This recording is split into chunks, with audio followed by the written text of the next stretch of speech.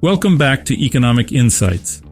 We have a unique opportunity today to explore an economic journey of transformation and growth that takes us across continents, cultures, and decades to the vibrant heart of Southeast Asia, Malaysia. This isn't just a story about numbers and figures. It's a story of human ambition, visionary leadership, and unyielding perseverance. A tale of a nation that transformed itself from a colonial producer of raw materials into a diversified, upper-middle-income economy. So let's dive in and unravel the economic miracle of Malaysia. Malaysia's economy presents an inspiring example of successful industrial diversification and export orientation. As a newly independent nation in the 1950s, Malaysia was a primary producer of natural resources, heavily dependent on the export of tin, rubber, and palm oil. With commodity prices susceptible to global market swings, the Malaysian economy faced considerable risks and challenges. Now compare this to the present day.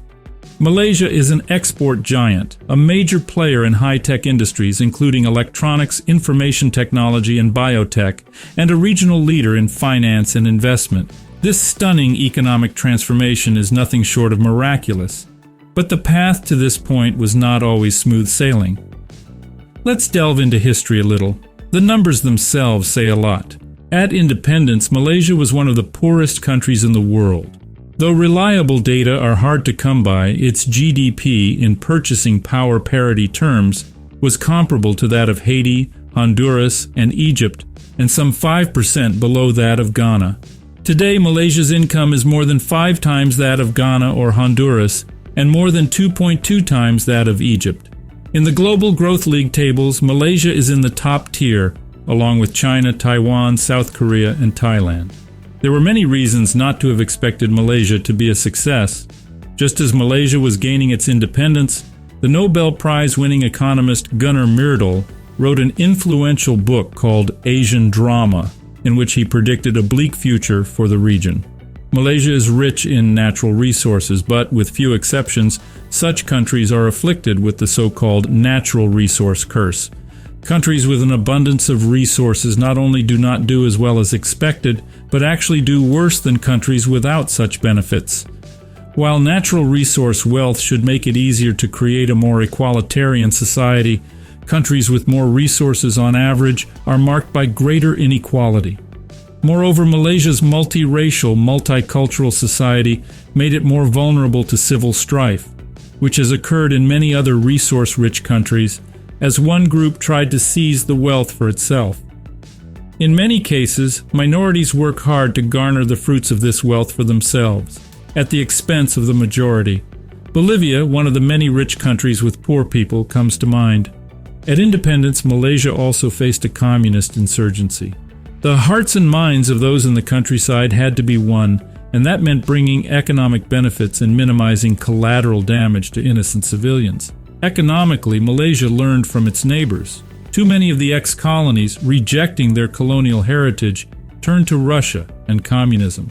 Malaysia wisely took an alternative course, looking instead to the highly successful countries of East Asia.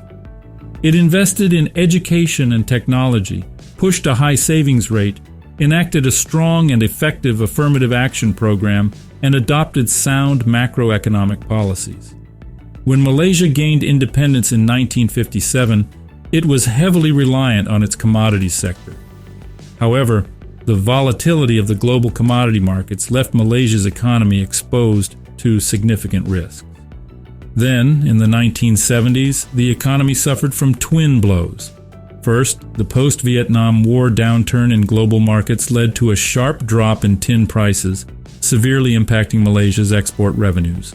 Then, the global oil crisis hit, triggering inflation and a deterioration of the balance of payments. The situation could have led to a severe economic crisis, but Malaysia had a card up its sleeve: the discovery of large offshore oil fields. With a newfound resource wealth, Malaysia's government embarked on a bold economic strategy, the New Economic Policy. Introduced in 1971, the new economic policy aimed to eradicate poverty and restructure societal imbalances through a two-pronged approach, fostering economic growth and development and promoting social equity. The new economic policy also involved the creation of a manufacturing sector, focusing initially on light industries such as textiles and food processing, and later on heavier industries such as steel and automobiles. The government encouraged foreign investment and fostered strategic partnerships between foreign companies and state-owned enterprises. This led to the transfer of technology and skills to the Malaysian workforce, paving the way for the emergence of high-tech industries in later years.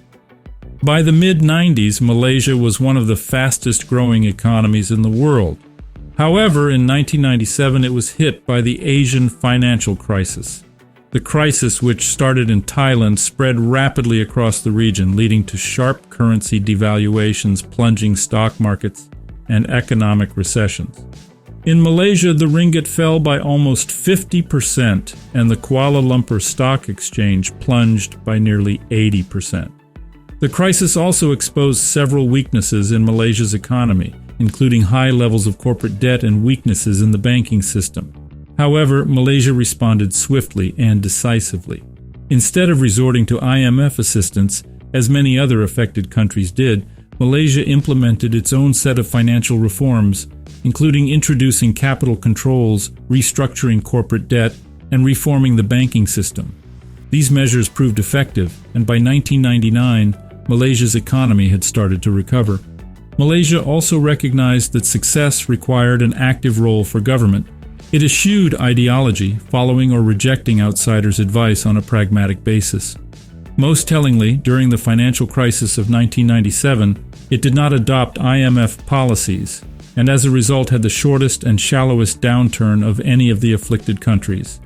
When it re-emerged, it was not burdened with debt and bankrupt firms like so many of its neighbors. This success was, of course, not only a matter of economics.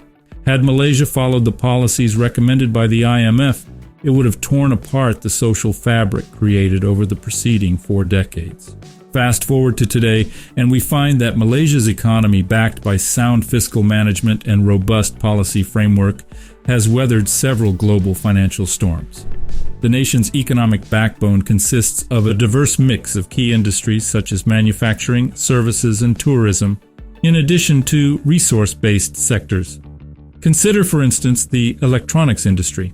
Malaysia is a major player in the production of semiconductors and electronics, serving as a vital part of the global electronics supply chain.